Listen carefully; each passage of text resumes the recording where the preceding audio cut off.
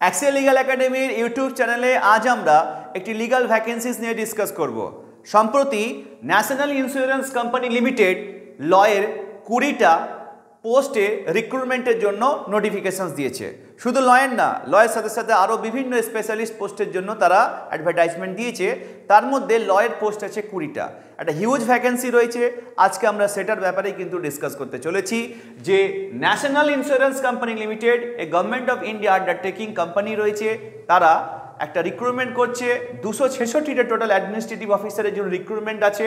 সেই 266টা যে administrative officer তারা রিক্রুটমেন্ট করবে, তার মধ্যে লিগাল পোস্টে রয়েছে 20টা পোস্টের লিগাল যারা অফিসার্স তারা রিক্রুট করবে স্কেল 1-এ।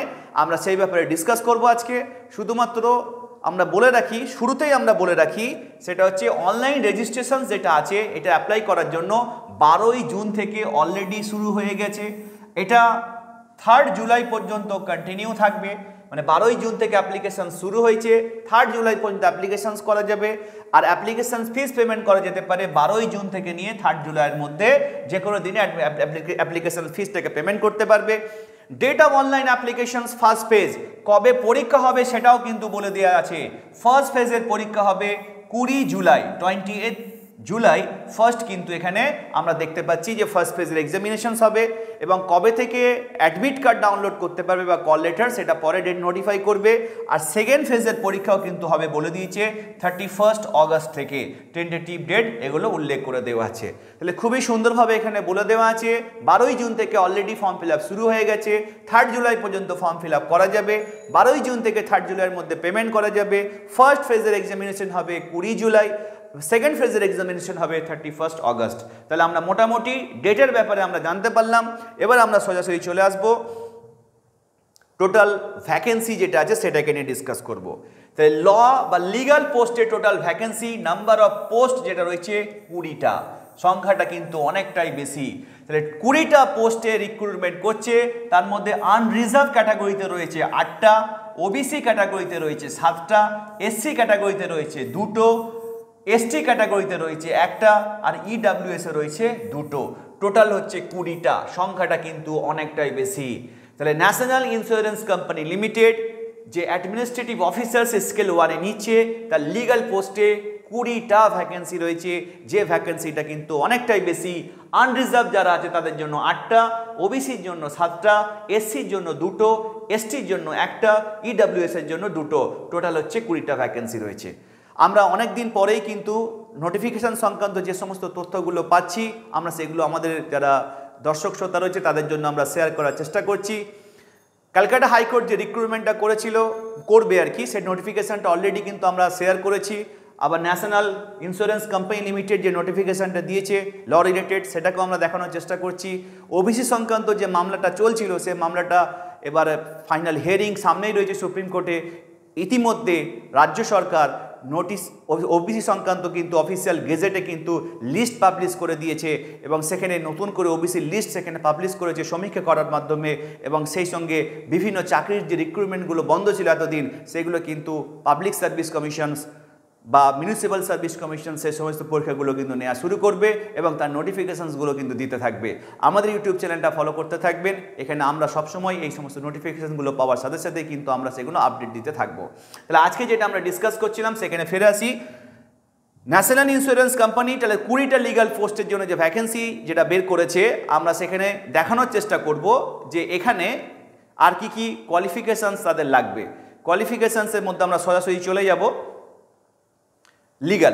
লিগাল পোস্টের জন্য বেসিক কোয়ালিফিকেশন যেটা লাগবে, লয়ে গ্র্যাজুয়েট বা পোস্ট গ্র্যাজুয়েট হলেই হবে। এছাড়া কিন্তু অন্য কোনো এক্সপিরিয়েন্স কিন্তু এখানে চাইনি।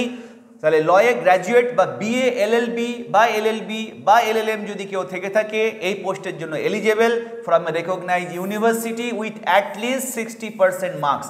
তাকে কমপক্ষে 60% মার্কস পেতে হবে in either of the degree examinations, হয় গ্র্যাজুয়েশনে অথবা পোস্ট গ্র্যাজুয়েশনে, যে কোনো একটাতে 60% মার্কস পেলেই সে এলিজেবল হবে।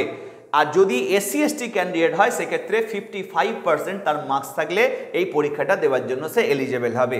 এছাড়া প্র্যাকটিসিং কোনো এক্সপিরিয়েন্স এখানে লাগবে না। যে সমস্ত ল গ্র্যাজুয়েট যারা রয়েছেন বা যারা মাস্টার্স করেছেন, পোস্ট গ্র্যাজুয়েট যারা করেছেন, তারা 60% জেনারেল স্টুডেন্ট, SC ST যদি 55% থেকে থাকে তাহলেই তারা এই পরীক্ষা দেওয়ার জন্য এলিজেবল হবে। তারা একটা ফ্রেশার্স স্টুডেন্ট যে রয়েছে, যার এক্সপিরিয়েন্স নেই প্র্যাকটিসের, সেও কিন্তু এই পরীক্ষাটা দিতে পারবে। এছাড়া আর কী কী রিকোয়ারমেন্টস রয়েছে আমরা এখানে সংক্ষিপ্ত আকারে দেখানোর চেষ্টা করব। আর ডিটেল যে পিডিএফটা রয়েছে নোটিফিকেশানের, যদি আপনাদের প্রয়োজন হয় আমাদেরকে জিজ্ঞাসা করলে, আমরা হোয়াটসঅ্যাপে মেসেজ করলে আমরা সেটা প্রোভাইড করে দেব। এছাড়াও এই ওয়েবসাইট থেকে সরাসরি সেখান থেকে দেখতে পাওয়া যাবে। তাহলে এজ রেস্ট্রিকশনের ব্যাপারে কী দেওয়া আছে সেটা একটু আমরা এখানে দেখে নিই। এজ বলছে 1/5/2025, 1/5/2025 মে মাসের 1 তারিখ পর্যন্ত কাউন্টিং করে মিনিমাম এজ 21 বছর হতে হবে, ম্যাক্সিমাম হচ্ছে 30 বছর। অ্যাজ অন 1 মে 2025 30 বছর হচ্ছে ম্যাক্সিমাম বয়স হতে হবে। তাহলে 21 থেকে 30 বছরের মধ্যে যাদের বয়স রয়েছে তারা এই পরীক্ষা দেওয়ার জন্য এলিজেবল হবে। যে ব্যক্তিটি ক্যান্ডিডেট এখানে ফর্ম ফিল আপ করবে বলছে must have been born not earlier than 2/5/1995, আর তার যেন বয়স যেন 1/5/2004 পর্যন্ত যেন তার থেকে যেন বেশি সময় যেন সে না তার বার্থ হয়ে থাকে, জন্ম যেন না হয়ে থাকে। তার মানে সোজা কথায় বলতে গেলে 21 বছর মিনিমাম এজ, আর ম্যাক্সিমাম হচ্ছে 30 ইয়ার্স যদি এজ হয়ে থাকে তবেই সে পরীক্ষার জন্য এলিজেবল। 30-এর থেকে একদিনও যদি বেশি হয়ে যায় তাহলে আর সে পরীক্ষা দেওয়ার জন্য এলিজেবল হবে না। কিন্তু যদি শিডিউল কাস্ট বা শিডিউল ট্রাইব হয়ে থাকে 5 বছর ছাড় থাকবে, যদি ওবিসি যদি থেকে থাকে 3 বছরের বয়সের ছাড় থাকবে, যদি তার ডিসএবিলিটিস থেকে থাকে 10 বছরের থেকে থাকবে, এক্স সার্ভিসম্যান থাকলে তার 5 বছর থাকবে। এরকমভাবে এজ রিল্যাক্সেশন স্পেসিফিক কিছু ক্যাটাগরির জন্য এখানে দেওয়া রয়েছে।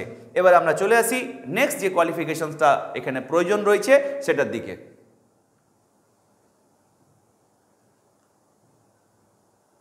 এক্সামিনেশনস সিলেকশন প্রসিডিওরটাকে নিয়ে এবার আমরা ডিসকাস করব। তাহলে পার্ট 1-এ অনলাইন এক্সামিনেশনস হবে দুটো ফেজে। Written examination will be conducted in 2 phases। First ফেজে একটা প্রিলিমিনারি এক্সামিনেশন হবে আর সেকেন্ড ফেজে একটা মেন এক্সামিনেশনস হবে। প্রিলিমিনারি যে এক্সামিনেশনসটা হবে সেক্ষেত্রে প্রত্যেকটা যারা ক্যাটাগরি যারা এখানে পরীক্ষা দেবে, সেটা লিগাল ফিল্ড থেকে হোক, মেডিকেল ফিল্ড থেকে হোক, সবাইকে এই পরীক্ষাটা দিতে হবে। সেখানে প্রিলিমিনারি এক্সামিনেশনে সেখানে 3টে অবজেক্টিভ টাইপের টেস্ট হবে, মাল্টিপল চয়েস কোশ্চেনে 100 নম্বরের সেখানে পরীক্ষা কন্ডাক্ট করা হবে। এই 100 নম্বর যেখানে থাকবে তার জন্য 60 মার্কসের পরীক্ষা থাকবে, 3টে সেকশনে ভাগ করা থাকবে। এই 100 মার্কসের যে কোশ্চেন সেখানে থাকবে, 60 মিনিটসের যে পরীক্ষা হবে 3টে সেকশনে ভাগ করা আছে। প্রথম যে সেকশনটা রয়েছে দ্যাট ইজ ইংলিশ ল্যাঙ্গুয়েজ, দ্বিতীয় সেকশন হচ্ছে রিজনিং অ্যাবিলিটি, 3 নম্বর হচ্ছে কোয়ান্টিটেটিভ অ্যাপটিটিউড। সেখানে ইংলিশ থেকে টোটাল 30টা কোশ্চেন থাকবে, 30 নম্বরের, সময় দেওয়া হবে 20 মিনিট। একই রকমভাবে রিজনিং অ্যাবিলিটির জন্য 35টা কোশ্চেন থাকবে, 35 মার্কসের জন্য 20 মিনিট সময় দেওয়া হবে। কোয়ান্টিটেটিভ অ্যাপটিটিউডের জন্য থাকবে 35টা কোশ্চেন, 35 মার্কসের 20 মিনিটের জন্য। টোটাল 60 মিনিট সময় থাকবে 100টা কোশ্চেনের জন্য, তার মার্কস থাকবে 100। বলে রাখি এখানে কিন্তু নেগেটিভ মার্কিং থাকবে, যেটা এই পিডিএফের বা নোটিফিকেশান শেষের দিকে কিন্তু বলে দেওয়া আছে যে প্রিলিমিনারি পরীক্ষা বা রিটেন পরীক্ষা যেটাই এমসিকিউ রয়েছে দুটোতেই কিন্তু নেগেটিভ মার্কিং থাকবে। তাহলে 100 মার্কসের কোশ্চেন্স থাকবে, 60 মিনিটসের পরীক্ষা হবে এবং টোটাল এখানে 100 মার্কস থাকবে। 100টা কোশ্চেন, 100 মার্কস, 60 মিনিটস থাকবে। 3টে পার্টে ভাগ করা আছে। কিন্তু মজার বিষয়টা হচ্ছে এখানে সেটা হলো যে প্রত্যেকটা পার্ট যেখানে রয়েছে প্রত্যেকটা পার্টের একটা মিনিমাম কোয়ালিফাইং মার্কস একটা স্টুডেন্টকে পার করতে হবে, সেটা কিন্তু এখানে বলে দিয়েছে। Candidates have to qualify in each test, এখানে কিন্তু ইচ কথাটা উল্লেখ করে দিয়েছে। ইচ টেস্ট বা sections by securing passing marks to be decided by the company, সেটা কোম্পানি ডিসাইড করে দেবে যে মিনিমাম কত কোয়ালিফাইং মার্কস প্রত্যেকটা সেকশন বা পার্ট থেকে পেতে হবে, সেটা একটা ক্যান্ডিডেটকে পাস করতে হবে। তার মানে প্রত্যেকটা সেকশনে কিন্তু একটা মিনিমাম কোয়ালিফাইং মার্কস থাকবে, সেটাকে কোয়ালিফাই করতে হবে। ইংলিশ ল্যাঙ্গুয়েজে কেউ 30-এর মধ্যে 30 পেয়ে গেল, রিজনিংয়ে কেউ 35-এর মধ্যে 10 পেয়ে গেল, কোয়ান্টিটিভ অ্যাপটিটিউডে কেউ 5 পেয়ে গেল, তাহলে কিন্তু হবে না। একটা মিনিমাম কোয়ালিফাইং মার্কস থাকবে, সেটাকে পাস করতে হবে প্রত্যেকটা সেকশনে। সেটা কত সেটা কোম্পানি পরে ডিসাইড করে জানিয়ে দেবে। নেক্সট ফেজ 2-তে যে রিটেন বা মেন এক্সামিনেশনসটা যেটা হবে সেটাও দুটো পার্টে হবে। সেখানে 250 মার্কস বা 250 নাম্বার যেটা আছে, দুটো ফেজে পরীক্ষা হবে। একটা objective type multiple choice questions হবে 250 মার্কসের জন্য, আর ডেসক্রিপটিভ টাইপের প্রশ্ন হবে সেখানে 30 মার্কসের জন্য। তাহলে যেটা মেন এক্সামিনেশন সেটা দুটো পার্টে ভাগ করা আছে। একটি পার্টে 250 নম্বরের অবজেক্টিভ টাইপ কোশ্চেন্স হবে, আর একটি পার্টে ডেসক্রিপটিভ টাইপের 30 নম্বরের প্রশ্ন হবে। ডেসক্রিপটিভ টাইপের যে প্রশ্ন হবে সেখানে কী কী জিনিস থাকবে একটু পরে ডিসকাস করছি। ফার্স্ট আমি ডিসকাস করব 250 নম্বরের যে মেন এক্সামিনেশনস হবে মাল্টিপল চয়েস কোশ্চেনের অবজেক্টিভ টেস্ট, সেখানে কি কি থাকবে, কত মার্কসের কোশ্চেন্স থাকবে সেটা একটু ডিসকাস করি। আমরা স্পেশালিস্ট পোস্টের জন্য দেখছি, স্পেশালিস্ট পোস্টে টোটাল 6টা সেকশনস থাকবে, সেই 6টা সেকশনের পরীক্ষা হবে এখানে। টোটাল পরীক্ষার জন্য 200 মার্কস থাকবে এবং 200 মার্কসের 250 মার্কস থাকবে, 250টা কিন্তু কোশ্চেন্স এখানে থাকবে। Test of reasoning objective type 40টা কোশ্চেন্স থাকবে 40 মার্কসের জন্য। তার সময় এখানে আমাদের উল্লেখ করে দেওয়া আছে, সেই সময়টার কথাটা আমি একটু পরে ওখানে দেখিয়ে দিচ্ছি যে প্রত্যেকটা টেস্টের জন্য এখানে 35 মিনিট দেওয়া আছে। দেখুন তাহলে এখানে 40 মার্কসের জন্য 35 মিনিটের একটা পরীক্ষা হবে টেস্ট অফ রিজনিং। সেকেন্ড পার্টে পরীক্ষা হবে টেস্ট অফ ইংলিশ ল্যাঙ্গুয়েজ, এখানে টোটাল 40টা কোশ্চেন্স থাকবে 40 মার্কসের, 30 মিনিট সময় দেওয়া হবে। টেস্ট অফ জেনারেল অ্যাওয়ারনেস, এখানে 40 কোশ্চেন্স থাকবে 40 মার্কসের জন্য, এখানে 20 মিনিট সময় দেওয়া হবে। টেস্ট অফ কম্পিউটার নলেজ যেটা রয়েছে সেই টেস্ট অফ কম্পিউটার নলেজের 40টা কোশ্চেন্স থাকবে, এখানে 40 মার্কস থাকবে, সময় দেওয়া হবে মাত্র 25 মিনিট। আর এর সাথে সাথে টেস্ট অফ কোয়ান্টিটেটিভ অ্যাপটিটিউড থাকবে, 40টা কোশ্চেন্স দিয়ে দেবে 40 মার্কসের জন্য, সময় দেওয়া হবে 35 মিনিট। এর সাথে সাথে 6 নম্বর যে পার্ট আছে প্রফেশনাল নলেজ, লয়ের যেহেতু আছে এই লয়ের পোর্শনস থেকে প্রফেশনাল নলেজ মিনস লয়ের সাবজেক্ট থেকে টোটাল 50টা কোশ্চেন্স থাকবে, 50 মার্কসেস থাকবে এবং তার জন্য 35 মিনিট সময় দেওয়া হবে। এই টোটাল এখানে 250 নম্বরের কিন্তু অবজেক্টিভ এমসিকিউ টাইপের কোশ্চেন আসবে মেন এক্সামিনেশনে। এর সাথে সাথে যেই সঙ্গে সঙ্গে এমসিকিউ পরীক্ষাটা শেষ হয়ে যাবে, সঙ্গে সঙ্গে কম্পিউটার স্ক্রিনের মধ্যে 30 নম্বরের রিটেন এক্সাম শুরু হয়ে যাবে ডেসক্রিপটিভ টাইপে। একই সাথে কম্পিউটারে টাইপ করে এই 30 নম্বরের উত্তর একটা স্টুডেন্টকে লিখতে হবে। Descriptive test of 30 minutes duration with 30 marks will B A test of English language. সেখানে এসে থাকবে 10 নম্বরে, প্রেসি থাকবে 10 নম্বরে আর কম্প্রিহেন্সিভ থাকবে 10 নম্বরে। টোটাল 3টে কোশ্চেন্স থাকবে, একটা এসে থাকবে, একটা প্রেসি থাকবে, একটা কম্প্রিহেনশন বা আনসিন থাকবে 10 নম্বরের। এবং এই descriptive test will be in English, এটা ইংলিশে হবে and will be conducted through online mode. Online মোডেই কিন্তু সেটা কন্ডাক্ট করা হবে। এবং এই ডেসক্রিপটিভ টেস্ট যেটা রয়েছে সেখানে আরও ডিটেলস এখানে বলে দেওয়া আছে যে candidates will be required to obtain a minimum score for each section separately of objective test for short listing for the descriptive test. Descriptive টেস্টে শর্ট লিস্টেড হতে গেলে একটা ক্যান্ডিডেটকে মিনিমাম মার্কস কিন্তু পেতে হবে অবজেক্টিভ টেস্ট থেকে, এমসিকিউ যেটা আছে সেখান থেকে, তবেই কিন্তু সেটা সে পাবে। এবং ডেসক্রিপটিভ টেস্ট যেটা দেখা আছে এখানে সেই পরীক্ষাটা কিন্তু একই সাথে অবজেক্টিভ যেটা রয়েছে সেই টেস্টের সাথে সাথে কিন্তু পরীক্ষাটা হবে এবং কম্পিউটারে সেই পরীক্ষাটা একটা ক্যান্ডিডেটকে দিতে হবে এবং সেখানে টাইপ করে কিন্তু অ্যান্সারটা তাদেরকে দিতে হবে। আর যেটা বলেছিলাম যে রং অ্যান্সারের জন্য সেখানে একটা পেনাল্টি থাকবে, এখানে উল্লেখ করে দেওয়া আছে যে penalty for wrong answers applicable to both preliminary and main examinations objective টেস্টে সেখানে একটা নেগেটিভ মার্কিংও থাকবে, সেটা কিন্তু এখানে উল্লেখ করে দেওয়া আছে। এছাড়াও আর কি কি ইম্পর্টেন্ট পোর্শনস আছে এই পিডিএফে সেখানে আমি একটু দেখিয়ে দেওয়ার চেষ্টা করছি।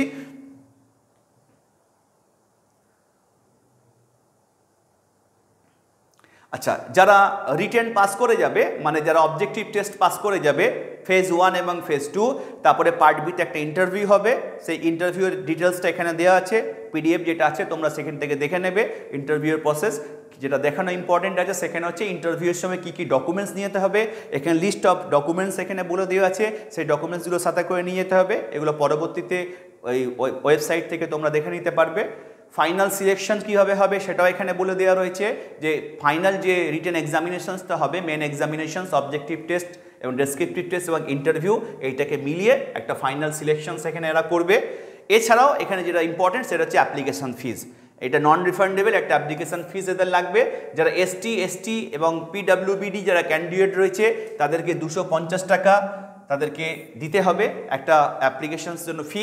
আর যারা অন্যান্য ক্যান্ডিডেট রয়েছে SC/ST PWBD ছাড়া তাদের প্রত্যেককে পার অ্যাপ্লিকেশনের জন্য 1000 টাকা করে তাদেরকে এখানে দিতে হবে। তাহলে অ্যাপ্লিকেশনস ফিজ হচ্ছে কিন্তু এখানে যারা জেনারেল ক্যান্ডিডেট তাদের জন্য 1000 টাকা করে, এটা কিন্তু মাথায় রাখতে হবে। এক্সামিনেশনের জন্য যে সেন্টার আছে সেখানে উল্লেখ করে দেওয়া আছে আমাদের ওয়েস্ট বেঙ্গলের জন্য 3টে জায়গাতে পরীক্ষা হবে। ওয়েস্ট বেঙ্গলে আমরা দেখতে পাচ্ছি এখানে 3টে জায়গাতে পরীক্ষা হবে, একটা হচ্ছে কলকাতা বা গ্রেটার কলকাতা, একটা শিলিগুড়ি, একটা আসানসোল। এই 3টে জায়গাতে পরীক্ষা সেন্টার হবে। যার যেটা সুবিধা হবে সেখানে পরীক্ষা সেন্টার তোমরা চুজ করতে পারো ফার্স্ট ফেজের জন্য। সেকেন্ড ফেজের জন্য কিন্তু এখানে পরীক্ষা সেন্টার দেওয়া আছে, শুধুমাত্র কলকাতাতেই পরীক্ষা হবে। সেকেন্ড ফেজের পরীক্ষা শুধুমাত্র কলকাতাতেই হবে, সেখানে কিন্তু এটা উল্লেখ করে দেওয়া রয়েছে। তাহলে আমরা মোটামুটি এখানে দেখতে পেয়ে গেলাম। এবং পরীক্ষা ফর্ম ফিল আপ করার সময় কোথা থেকে ফর্ম ফিল আপ করতে হবে, এই ন্যাশনাল যে insurance.nic.co.in এই ওয়েবসাইট থেকে সরাসরি একটা স্টুডেন্ট কি করতে পারে, অ্যাপ্লাই করতে পারে। কীভাবে অ্যাপ্লাই করতে হবে, how to apply, point number 11 দেখে আছে। এই পিডিএফ থেকে তোমরা সেটা পেয়ে যাবে, ওয়েবসাইট থেকে তোমরা পিডিএফটা পেয়ে যাবে। সেখানে ফর্ম ফিল আপ শুরু করার আগে, রেজিস্ট্রেশনটা শুরু করার আগে কিছু বেসিক জিনিস তোমাদের জানতে হবে। এখানে কিছু স্ক্যান করে রাখতে হবে, তোমার যে ফটোগ্রাফ আছে সেটাকে স্ক্যান করতে হবে, তোমার সিগনেচার সেটাকে স্ক্যান করতে হবে উইথ ব্ল্যাক ইঙ্ক। যে সিগনেচারটা তুমি করবে স্ক্যান, সেটা কিন্তু কালো কালিতে সিগনেচারটা করে সেটাকে স্ক্যান করতে হবে। এবং সেখানে ফটোগ্রাফটা কত থেকে কত সেন্টিমিটার হবে সেটাও কিন্তু বলে দিয়েছে, 4.5 সেন্টিমিটার ইন্টু 3.5 সেন্টিমিটার, সেটা কিন্তু দেখতে হবে। লেফট থাম্ব ইমপ্রেশন সেখানে রাখতে হবে, একটা হোয়াইট পেপারের ওপরে ব্ল্যাক বা ব্লু ইঙ্ক দিয়ে তোমার লেফট থাম্ব ইমপ্রেশন সেটাকে স্ক্যান করতে হবে। এছাড়াও কিন্তু যে সিগনেচারটা সেটা কিন্তু যেন ক্যাপিটাল লেটারে যেন না হয় সেটা কিন্তু এখানে উল্লেখ করে দিয়েছে, যে সিগনেচারটাকে স্ক্যান করবে সেটা যেমন নর্মাল আমরা সিগনেচার করি সেভাবেই যেন ফুল সিগনেচার থেকে থাকে, এটা যেন ক্যাপিটাল লেটারে যেন না হয়ে থাকে, এটা মাথায় রাখতে হবে।